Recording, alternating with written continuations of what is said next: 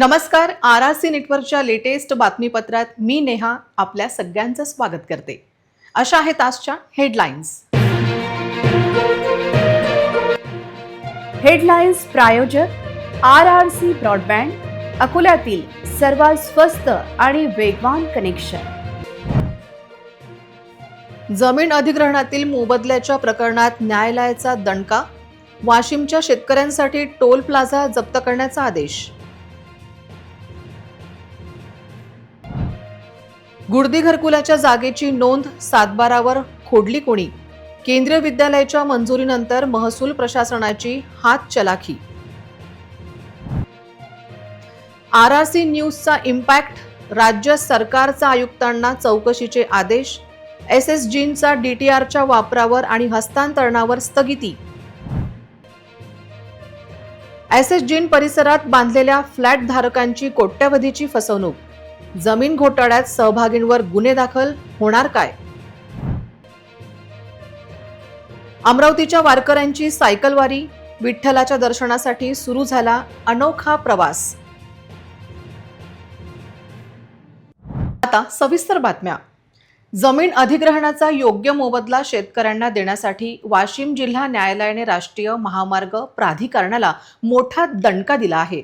20 जुलैपर्यंत शेतकऱ्यांचे पैसे न भरल्यास वाशिम जिल्ह्यातील धुमका तोंडगाव टोल प्लाझा जप्त करण्याचे आदेश दिले आहेत. न्यायालयाने मोबदल्यासाठी दिलेला टोल प्लाझा जप्तीचा निर्णय हा राज्यातील पहिलाच निकाल असल्याचे गर्जेच्या वकिलांनी सांगितले. वाशिम येथील शेतकरी बेबी गर्जे आणि विठ्ठल गर्जे यांच्या अकृषण असलेल्या जमिनीतून राष्ट्रीय महामार्ग गेला आहे. मात्र मोबदला देताना त्यांना या जमिनीतील रस्ते आणि खुल्या जागेचा मोबदला देण्यात आला नव्हता. केवळ तर प्लॉटचा मोबदला दिला, तो देतानाही कमी दराने देण्यात आला होता. या विरोधात त्यांनी जिल्हाधिकारी आणि न्यायालयात लढा दिला. अखेर न्यायालयाने गर्जे यांच्या बाजूने निकाल देत राष्ट्रीय महामार्ग प्राधिकरणाला वाढीव मोबदला देण्याचे आदेश दिले होते. मात्र त्या आदेश पाळला न गेल्याने अखेर प्रमुख जिल्हा न्यायाधीश यांनी राष्ट्रीय महामार्ग प्राधिकरणाची संपत्ती असलेला तोंडगाव येथील टोल प्लाझा जप्त करण्याचे आदेश दिलेत. 20 जुलैपर्यंत महामार्ग प्राधिकरणाने शेतकऱ्यांचे पैसे न भरल्यास प्रत्यक्ष जप्तीची कारवाई होणार असल्याचं गर्जे यांनी वकील उदय देशमुख यांनी माध्यमांशी बोलताना सांगितले. मी डॉक्टर दिनकर प्रभाकर गर्जे प्रभू गर्जे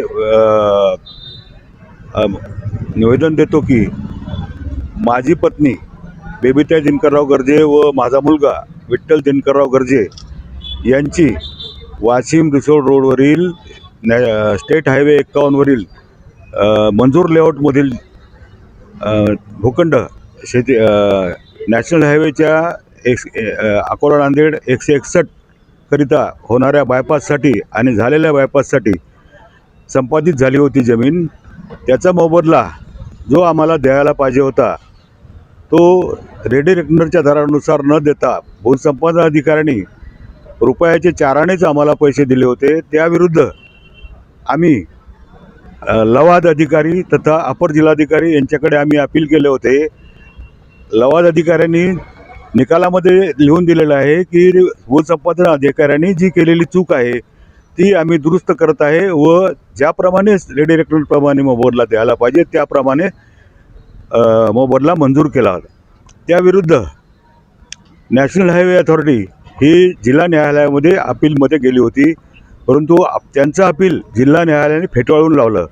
त्यानंतर प्रकरण हायकोर्टामध्ये आम्ही त्यांचं मार्गदर्शन घेतलं होतं. तर हायकोर्टाने सुद्धा जिल्हा लवादाचा निकाल हा कायम ठेवला. तरीसुद्धा नॅशनल हायवेने 2017 पासून तर आजपर्यंत पैसा भरला नाही आणि प्रमुख जिल्हा न्यायाधीशांनी त्यामुळे नॅशनल हायवेचा तोंडगाव धुमका येथील टोल नाका जप्त करण्याचा आदेश काल पारित केलेला आहे. त्याप्रमाणे आता पुढची कार्यवाही जप्तीची करण्यात येत आहे. किती रक्कम आहे? 4 ते 5 कोटी रुपये.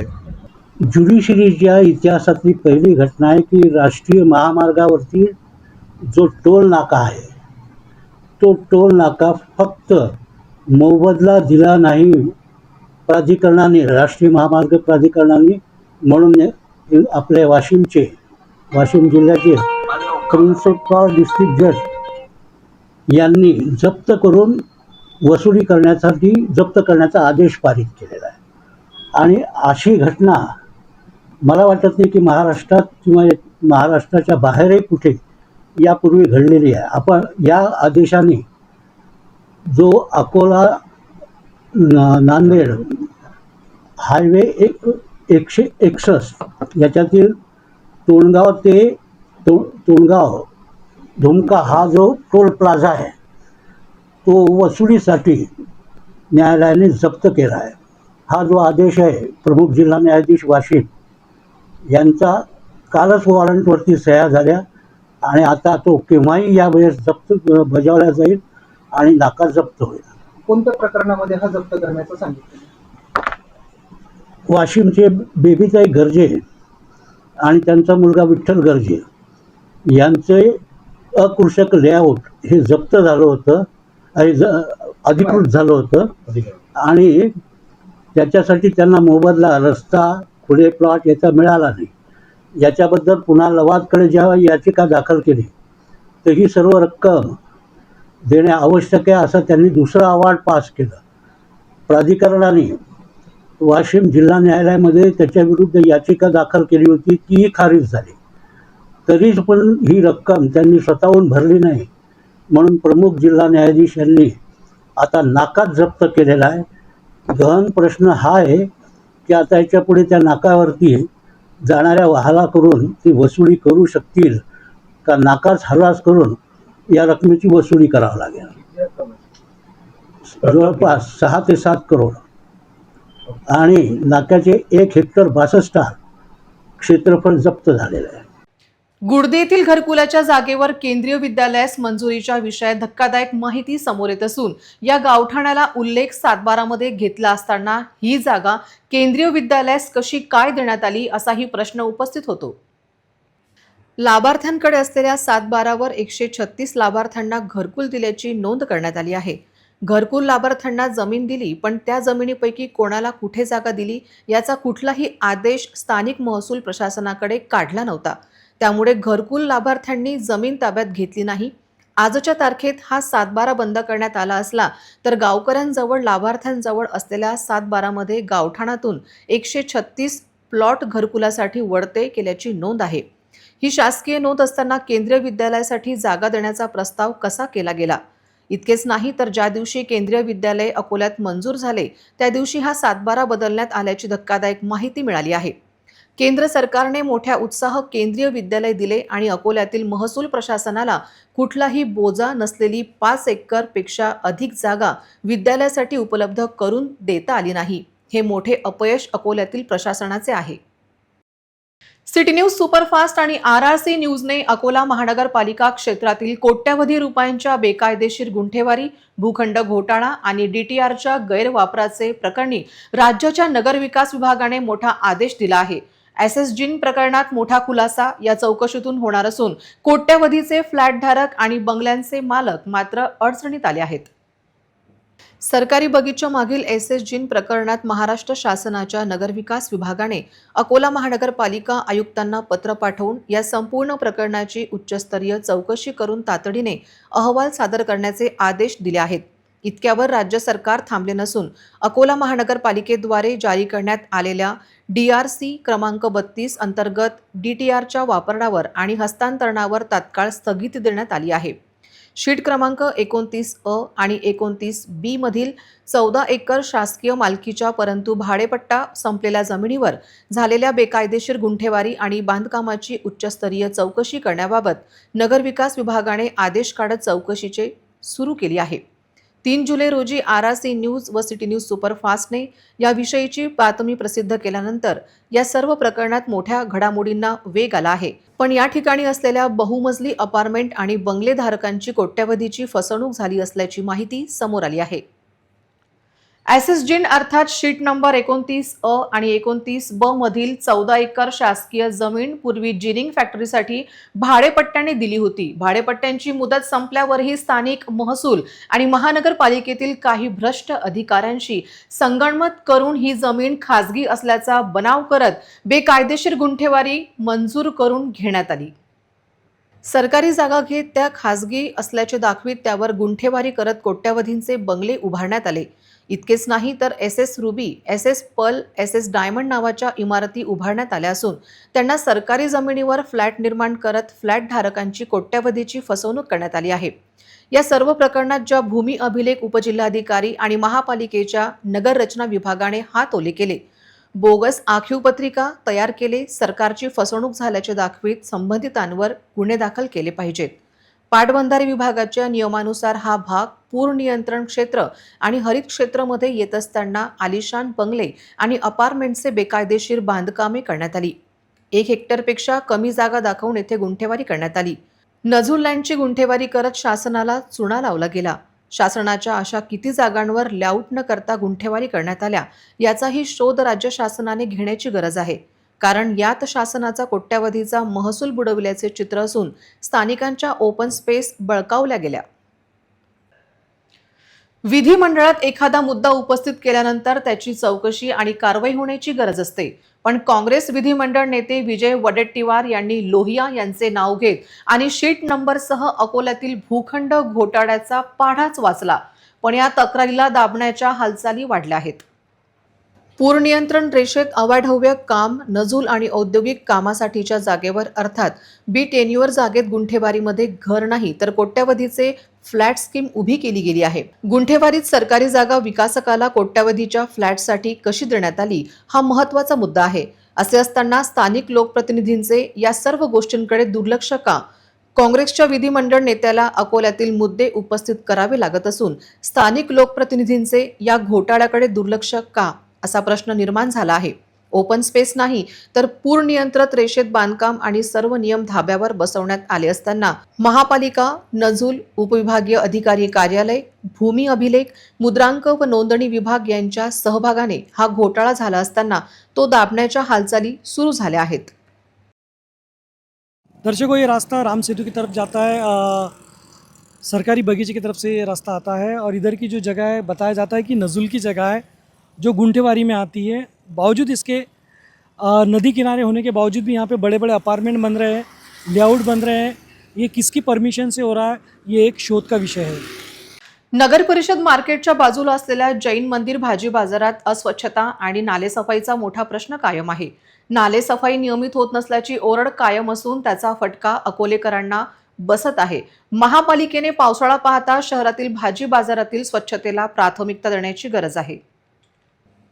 नगर परिषद मार्केटच्या बाजूला असलेल्या जैन मंदिर नजीकच्या जुन्या भाजी बाजारात सध्या अस्वच्छतेने कळस गाठला आहे.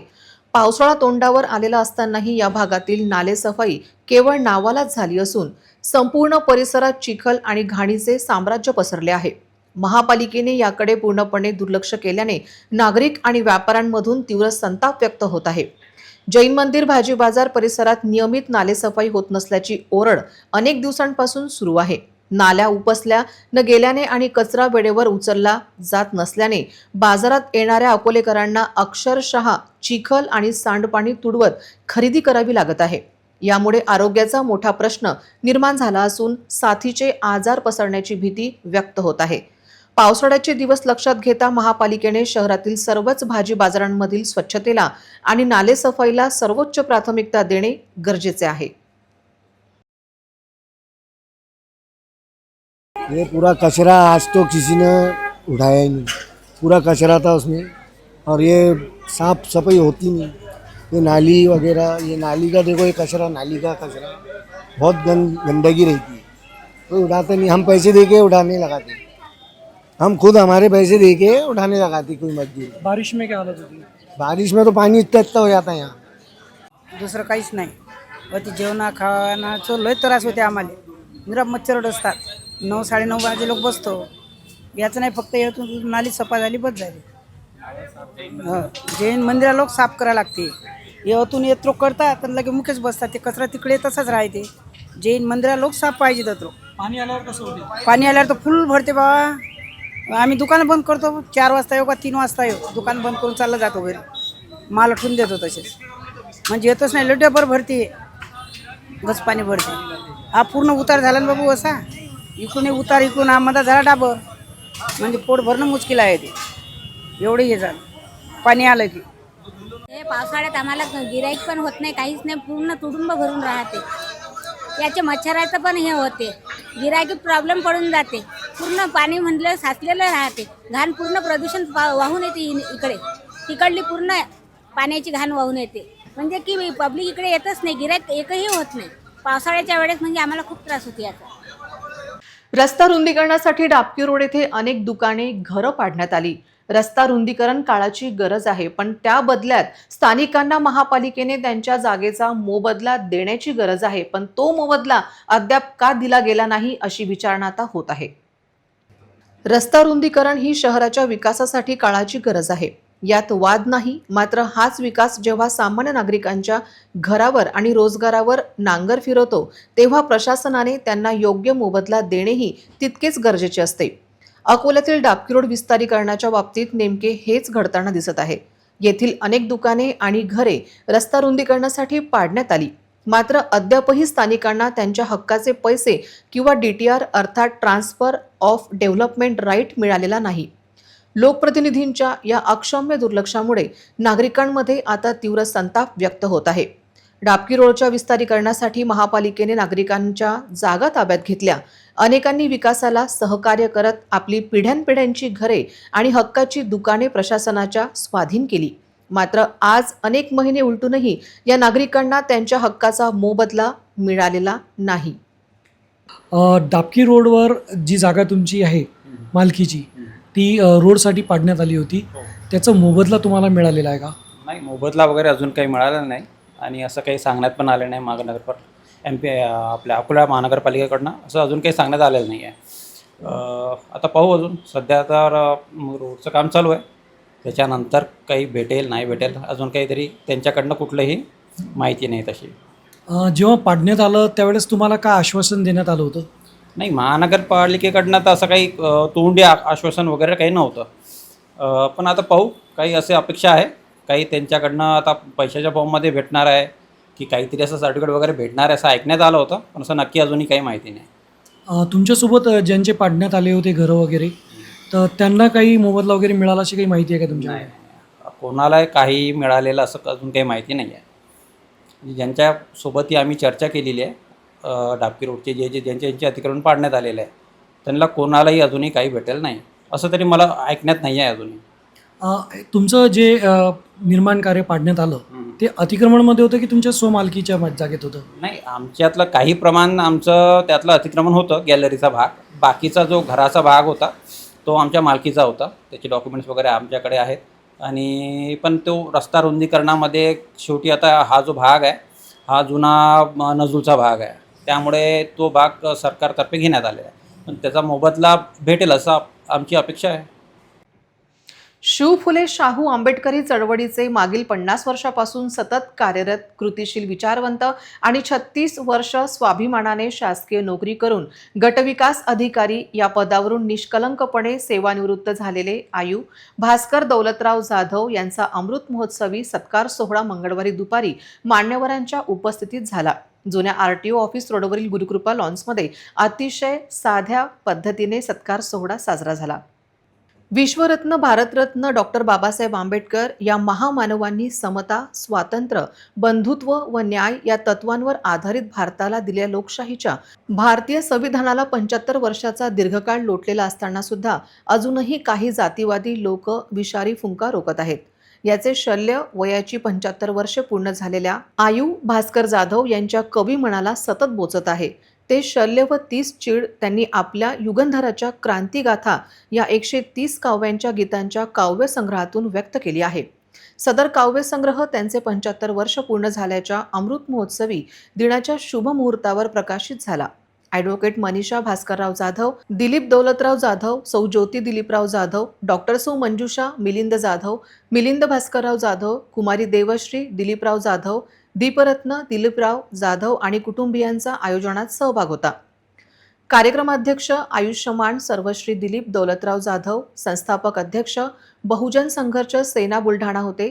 स्वागताध्यक्ष मिलिंद भास्करराव जाधव, सदस्य बहुजन विकास मंडळ अकोला, विशेष अतिथी सप्त खंजिरी वादक सत्यपाल चिंचोडकर, महाराज अकोट, शेतकरी संघटनेचे माजी जिल्हा प्रमुख विजय सारभुकण, ज्येष्ठ विचारवंत प्राध्यापक प्रभाकर पावडे नागपूर, भीमराव वैद्य नागपूर, राम पवार अमरावती, जगन्नाथ रेवस्कर पुणे, मनोज ओहेकर मुंबई, NS शिरसाठ, विजय कौसल, ॲडव्होकेट चंद्रकांत वानखडे, अशोक पटोकार अकोला, बाबा बिडकर नागपूर प्रामुख्याने उपस्थित होते.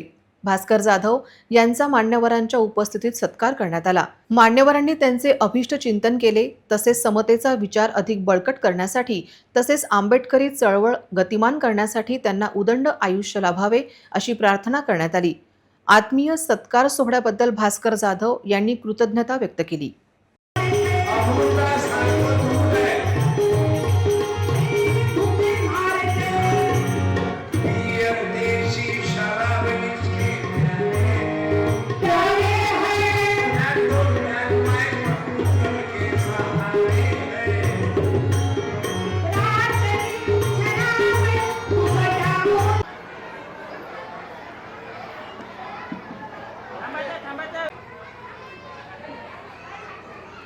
एसटी महामंडळाच्या बसेस कुठेही बंद पडत आहेत. यामुळे प्रवाशांना मात्र नाहक त्रास सहन करावा लागतो आहे.